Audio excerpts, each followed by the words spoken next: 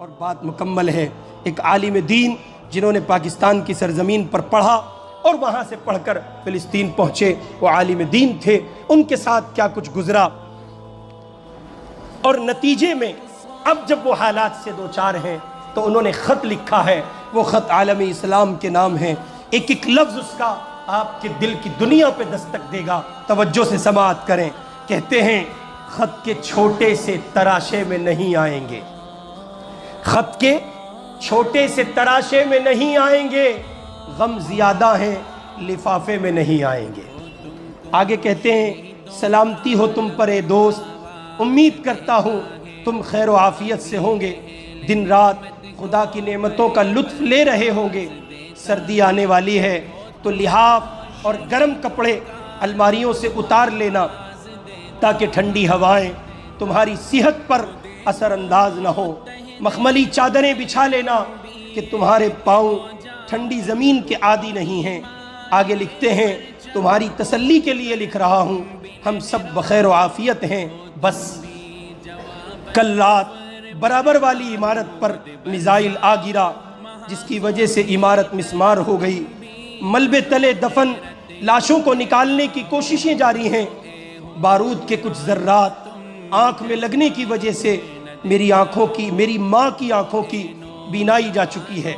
آگے کہتے ہیں بھاری ستون کندھے پر گرنے سے میرا ایک بازو تن سے جدا ہو گیا، دوسرے ہاتھ سے تمہارے نام یہ خط لکھ رہا ہوں۔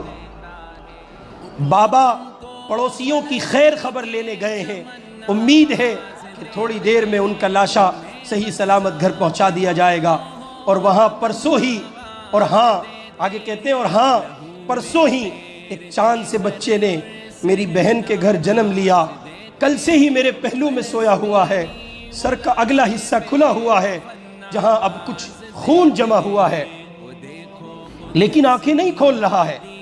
سوچا تھا جب بولنے لگے گا تو پہلے میرا نام پکارے گا، لیکن ابھی تو صحیح سے رونا بھی نہیں سیکھا تھا کہ سو گیا۔ خیر اٹھ جائے گا ابھی نہیں، جب اسرافیل سور پھونکیں گے۔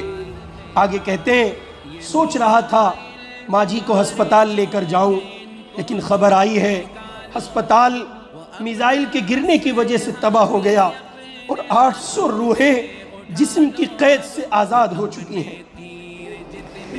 ایک ہفتے سے سبزی اور راشن دینے والا نہیں آیا، سنا ہے اس کے گھر پر بھی بمباری ہوئی تھی اور اس کا خانوادہ اس کے ملبے تلے دفن ہے۔ ملبے پر کتبہ لگا دیا گیا ہے جس پر لکھا ہے امت محمد کا مقبرہ۔ آگے لکھتے ہیں کبھی فرصت ملے تو فاتحہ پڑھنے چلے آنا۔ خیر یہ تو ہمارے یہاں روز مرہ کا معمول ہے، تم پریشان مت ہونا۔ اور سنا ہے تم تفسیر قرآن اور احادیث پڑھتے ہو، ایک حدیث ہے جس میں حضور نے فرمایا المؤمن کا جسد واحد، پوری امت ایک جسم کی مانند ہے۔ خط کے جواب میں اس کی تشریح ضرور لکھ دینا۔ دعا ہے کہ تم امن و سلامتی کے ساتھ رہو۔ آگے لکھتے ہیں اچھا سنو، باہر ہیلی کاپٹر کی آوازیں آ رہی ہیں، شاید اب ہمارے گھر کے گرنے کی باری ہے، زندہ رہا تو تمہارے جواب کا منتظر رہوں گا، اور اگر مر گیا تو میدان حشر میں تم سے جواب مانگوں گا۔ اہل اسلام کو میرا بہت سارا پیار۔ خط من جانب آل غزہ، لاشوں کا شہر۔ اپنے من کی دنیا میں دیکھیے، آنکھیں کھولیے، بصیرت کی دنیا میں جائیے، چشم تصور سے سفر کیجئے۔ یہ سب کچھ آپ کے گھر میں ہوا ہوتا تو آپ پر کیا بیتتی؟ آپ نے اپنوں کے لاشیں نہیں اٹھائے، آپ نے پیدر پہ جنازے نہیں اٹھائے۔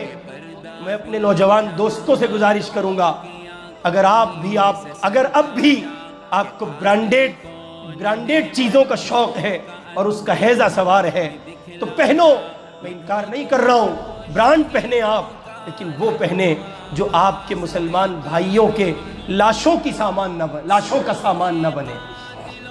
وہ چیزیں استعمال کریں اور دیکھیں، سوچیں، جب آپ کسی مشروب کو پی رہے ہیں تو کہیں ایسا نہ ہو کہ آپ حقیقت میں کسی فلسطینی کا خون پی رہے ہیں۔ اللہ رب العزت والجلال مجھے اور آپ کو ان معصوم فلسطینیوں کی حمایت، ان کی محبت، ان کی اعانت کے لیے قبول فرمائے اور ان کی پریشانیوں کا خاتمہ فرمائے۔ ان کے شہداء کو اللہ تعالیٰ قرب کے اعلیٰ درجات نصیب فرمائے اور ان کے زخمیوں کو، بیماروں کو اللہ پاک کامل شفا نصیب فرمائے۔ وآخر دعوانا